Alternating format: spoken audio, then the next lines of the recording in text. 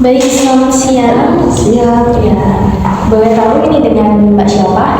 Jadi nama aku Kemeneka Abdullah, tapi biasanya teman-temanku tuh manggilnya Kaila. Oh, dengan Mbak Kaila ya. Gimana kabarnya Mbak Kaila hari ini? Apakah baik atau gimana? Ya baik sih Bu. Baik, alhamdulillah.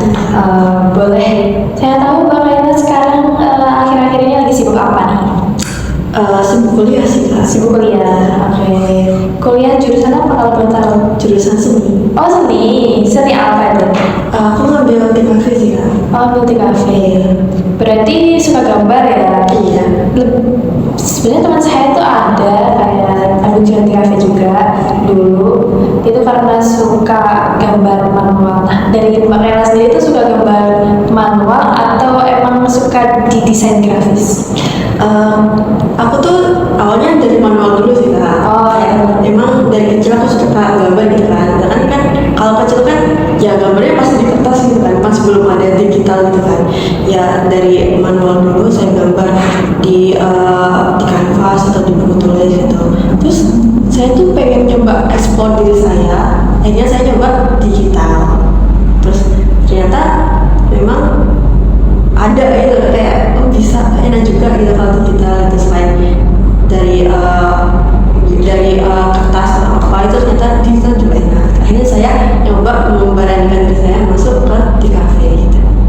Berarti emang dari kecil ya suka menggambar. Kalau dari orang tua sendiri gitu kayak atau dari lingkungan keluarga itu mensupport gak kalau misalnya Kak Kayla ini terjun di dunia seni gitu? Biasanya kan kalau ya kita lihat saya lihat dari keluarga saya sendiri itu juga kayak sebenarnya saya juga suka menggambar tapi kayak kayak buat apa sih menggambar gitu? Biasanya kan orang-orang kayaknya kayak gitu. Kalau dari keluarga Mbak Kayla sendiri gimana?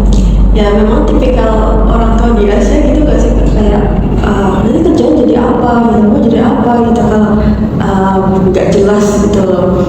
Memang awalnya tuh nggak didukung lah pasti kayak gambar doang nanti buat apa kerjamu gitu, dapat uang enggak gitu.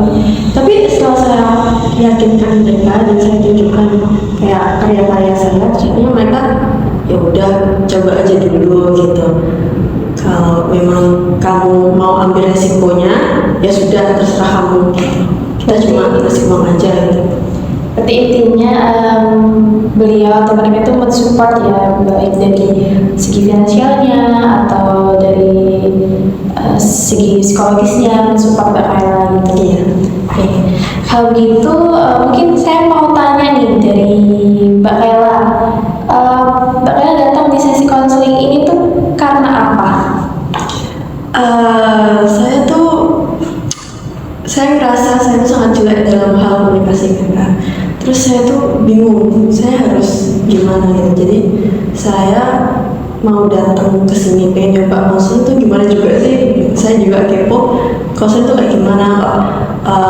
Kata orang-orang tuh bisa bantu dikit itulah, misalkan kalau apa yang jadi beban pikiran gitu. Sedangkan kan hari ini saya emang lagi mikirin banget masalah ini, terus saya tuh bingung mau cerita ke siapa juga. Akhirnya udah coba konseling ini.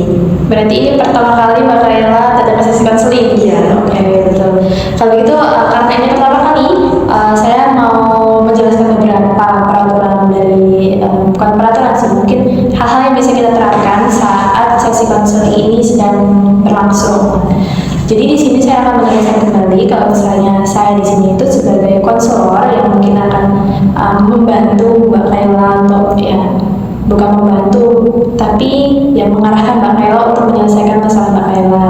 Nah, di sini Mbak Kayla tidak perlu khawatir jika cerita-cerita Mbak Kayla yang Mbak Kayla nanti sampaikan ke saya itu bakal kesebar dimanapun, baik itu di rekan-rekan saya sendiri ataupun di teman-teman Mbak Kayla. Mbak Kayla nggak perlu khawatir karena dari kami sendiri, dari para konselor itu menganut asas kerahasiaan yang dimana kami harus menjaga rahasia dari klien kami atau konseling kami. Nah, jikalau memang hal ini perlu untuk dialihkankan ke pihak yang mungkin lebih profesional, saya juga akan meminta persetujuan Mbak Kayla terlebih dahulu apakah Mbak Kayla berkenan atau tidak gitu. Mungkin saya jawab ini Mbak Kayla. Bisa Tapi sebenarnya saya juga mau tanya Mbak, karena kesini tuh berarti atas kemauan sendiri kan, atau nggak ada kayak paksaan dari orang lain, atau kamu harus konseling hari ini biar masalahmu hilang gitu? Enggak lah, atas mau saya sendiri ya. Tadi saya bilang kayak saya bingung gitu kan. Kayak pengen ceritain ini ke siapa gitu. Terus saya lihat kayak teman-teman saya yang pernah nyoba konseling gitu loh. Terus mereka bisa kayak bisa membantu melegakan pikiran teman-teman. Saya akhirnya nyoba ini. Oke, kalau gitu. Nah, mungkin saya tegaskan kembali, Mbak Kela boleh cerita apapun, segalanya yang mungkin Mbak Kela mau ceritakan ke saya, apapun akan saya dengarkan. Dan Mbak Kela boleh mencurahkan segala perasaan yang dirasakan oleh Mbak Kela. Mbak Kela itu boleh merasa sedih, boleh menangis, boleh bahagia, boleh marah, boleh terserah Mbak Kela. Tapi dengan catatan Mbak Kela tidak boleh menyakiti diri sendiri dan tidak boleh menyakiti saya sebagai konselor Mbak Kela di sini. Apalagi sampai merusak fasilitas yang ada di sini. Mungkin bisa dipahami Mbak? Bisa. Oke. Lalu kita juga akan menetapkan batasan-batasan yang dimana nanti itu akan menjadi fokus kita.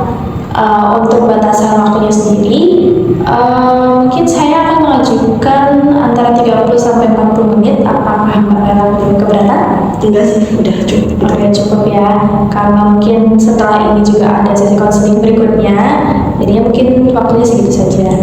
Nah, untuk batasan masalahnya sendiri, untuk nanti akan disesuaikan dengan urgensinya, di mana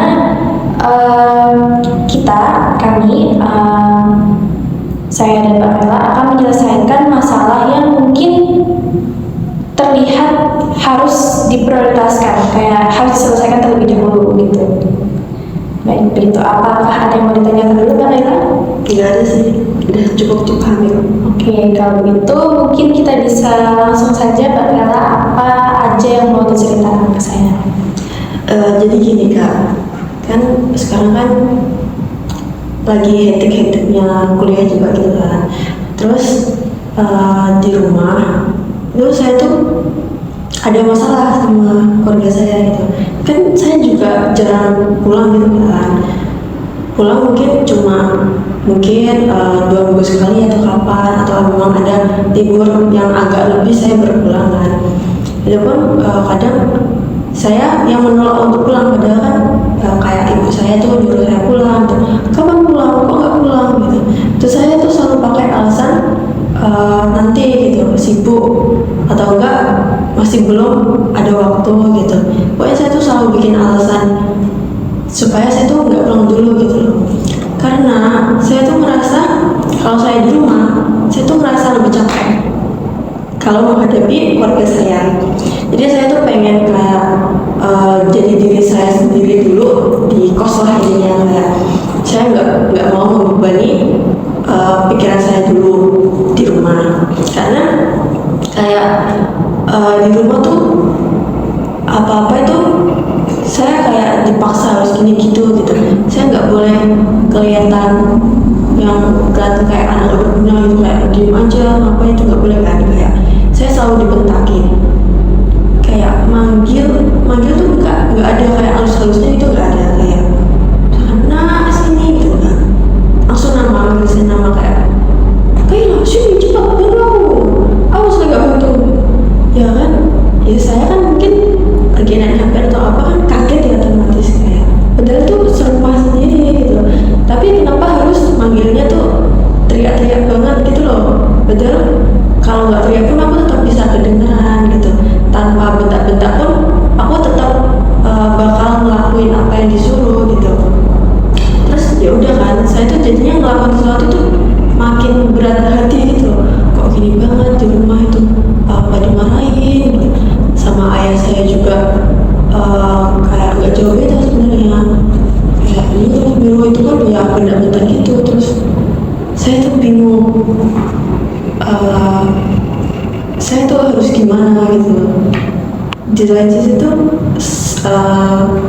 kayak saking seringnya saya mendengar bentakan itu, komunikasi keluarga saya yang penuh dengan keras dan bentangan tuh, saya tuh bukannya malah terbiasa, kayak malah makin lama tuh makin sakit hati gitu loh. Terus saya bingung gimana.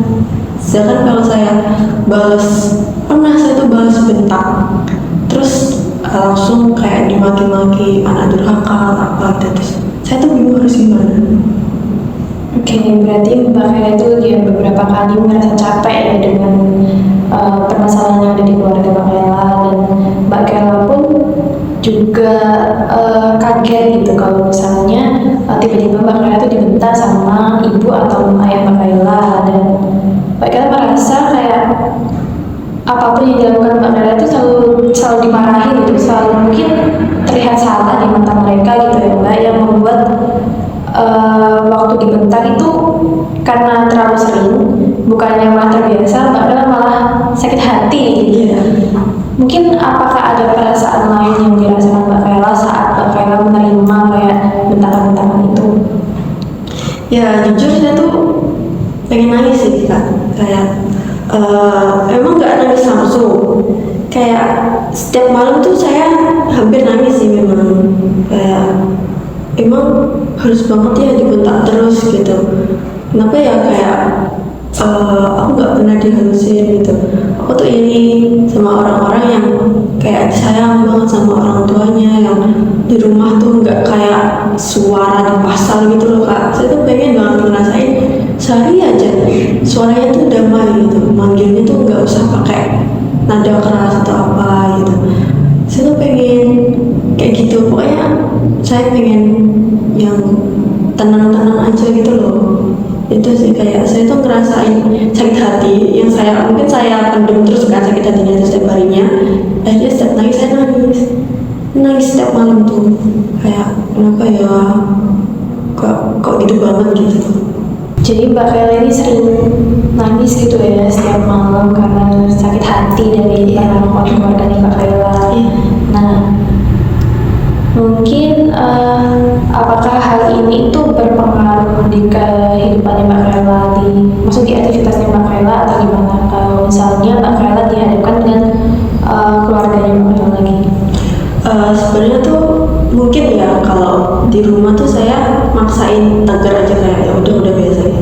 Tapi kalau di luar kayak ada yang bentak tuh, aku rasanya tuh kayak ikut kaget lagi gitu loh, kayak ikut kebayang lagi di rumah dibentak. Terus kadang tuh kalau misalkan temanku ada yang bentak tuh, udah aku bilangin sih kayak, bisa nggak sih ngomongnya biasa aja gitu, kayak aku ngomong langsung ke dianya gitu.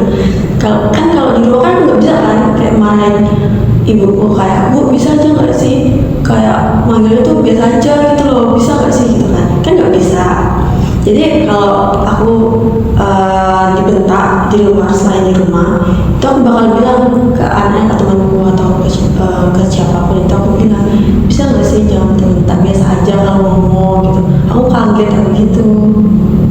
Oke, berarti Mbak Kayla ini merasa kalau misalnya Mbak Kayla kurang bisa berkomunikasi dengan keluarga Mbak Kayla. Nah, di sini saya ada kertas. Mungkin saya mau meminta Mbak Kayla untuk menggambarkan gimana situasi yang Mbak Kayla rasakan waktu Mbak Kayla mungkin merasa kesulitan berkomunikasi dengan keluarga Mbak Kayla. Bisa dibilang gitu. Ini ada fotonya juga. Mungkin Mbak Kayla bisa menggambarkan kayak diri Mbak Kayla itu sedang ya apapun itu kayak dengan masalah Mbak Kayla yang saat ini dihadapi gitu. Oke.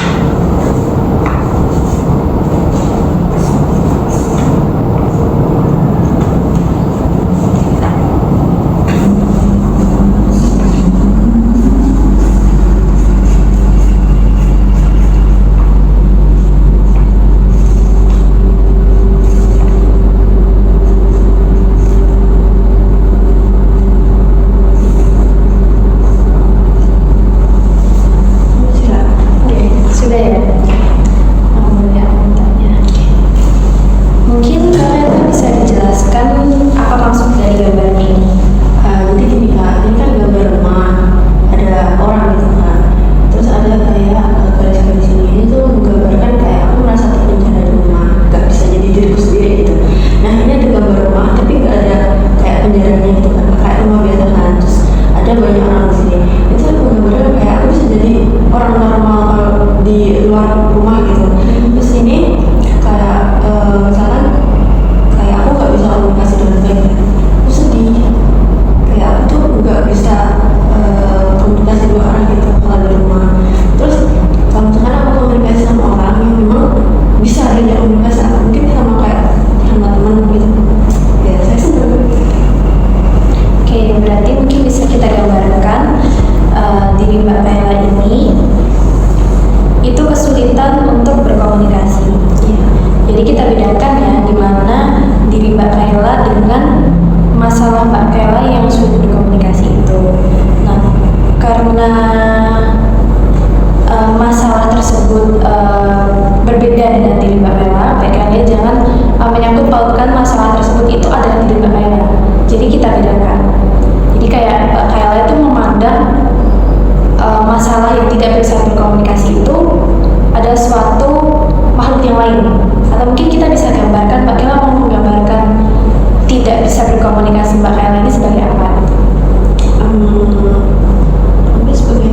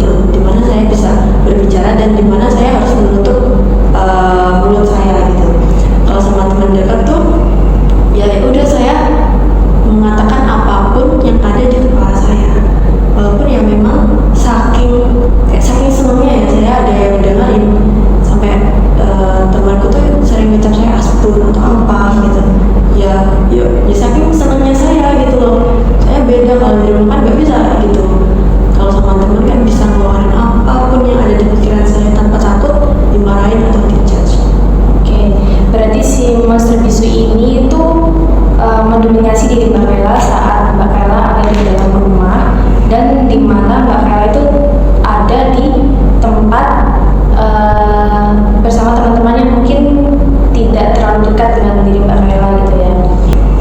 Oke Mbak Kayla, tadi berarti kita menggambarkan si monster bisu ini adalah suatu atau bentuk negatif dari diri Mbak Kayla.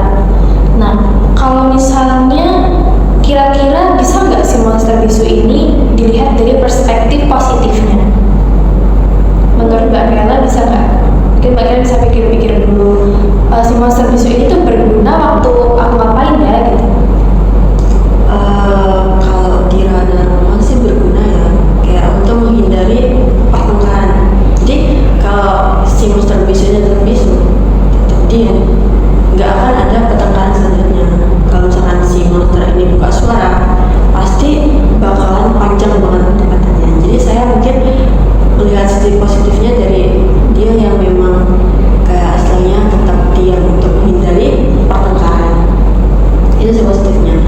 Dan mungkin yang dari perkataan teman-teman saya yang mungkin saya asbun itu ya, di saat saya bisu gitu ya, saat saya diam, saya bisa menghindari banyak sekali kayak misalkan kan kita sekarang nggak tahu ya orang tuh bisa sakit hati dari perkataan apa aja gitu kan.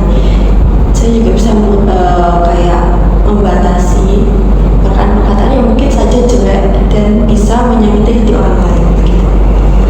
Oke, berarti dapat disimpulkan kalau misalnya si monster bisu ini membuat Mbak Kayla itu lebih berhati-hati dalam mengungkapkan sesuatu gitu ya.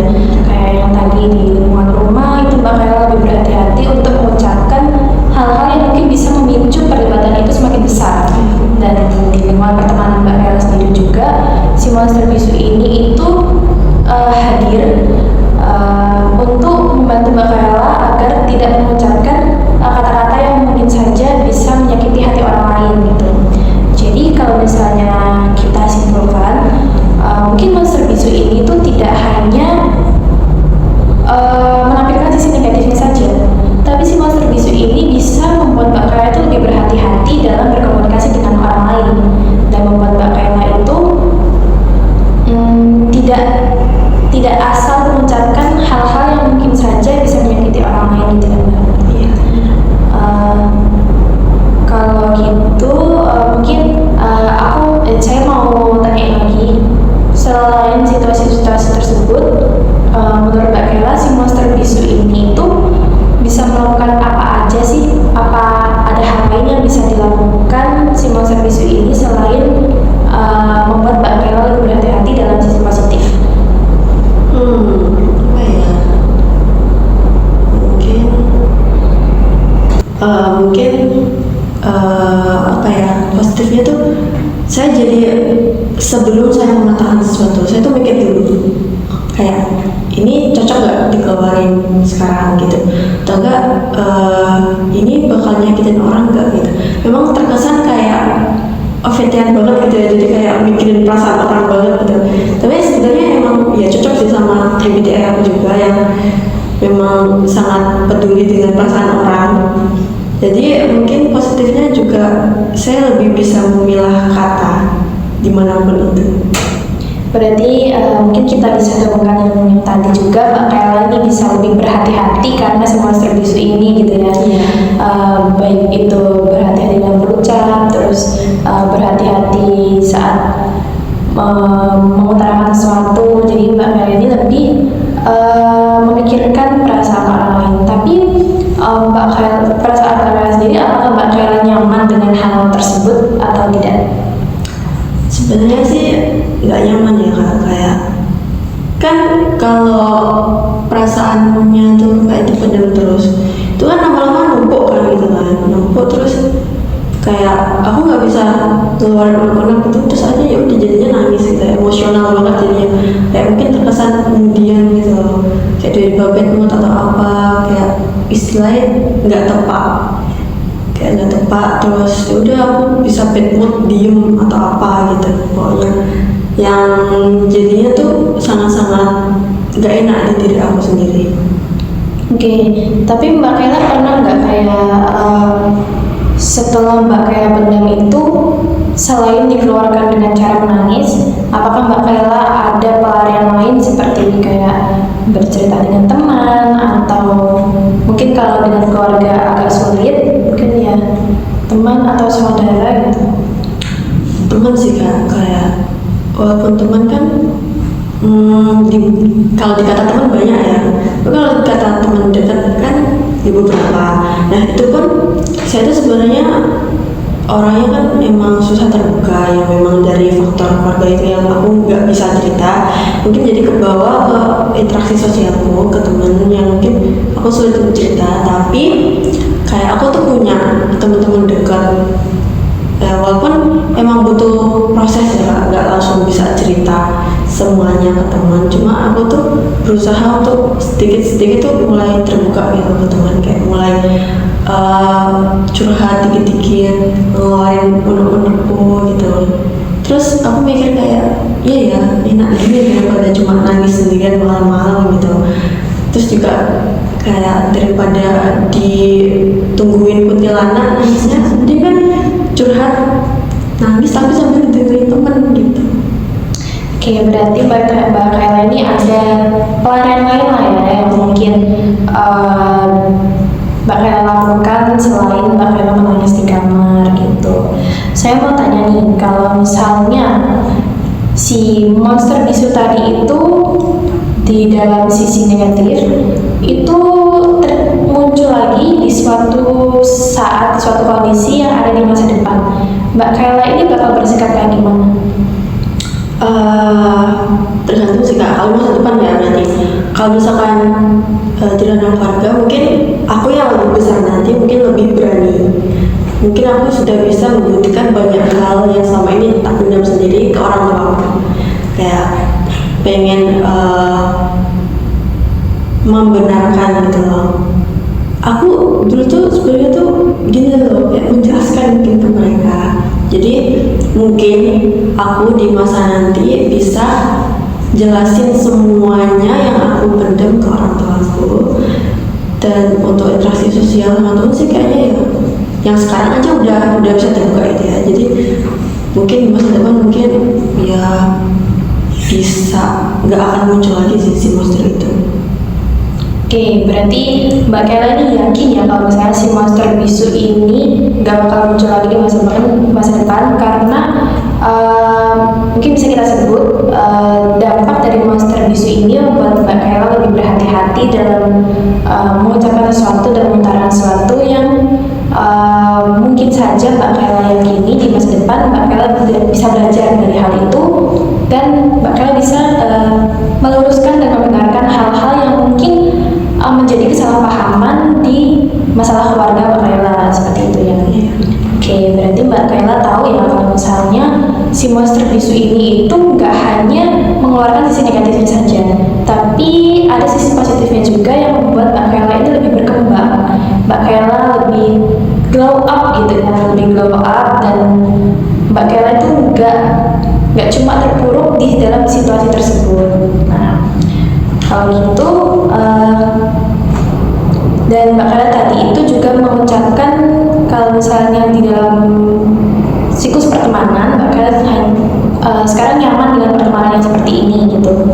Berarti Mbak Kayla ini istilahnya ada sandaran lah ya, ada support system gitu yang membantu Mbak Kayla, yang mungkin di saat Mbak Kayla merasa kecewa atau sedih atau nangis dan terpuruk tadi, ada teman Mbak Kayla yang menjadi support system Mbak Kayla agar tidak terlalu berlarut dalam situasi tersebut. Oke, kalau gitu mungkin kalau dari saya Mbak Kayla ini sudah cukup bagus, bisa mempelajari hal-hal yang mungkin Mbak Kayla anggap buruk dan Mbak Kayla bisa mengambil sisi positifnya. Kalau dari Mbak Kayla sendiri, yang Mbak Kayla rasakan setelah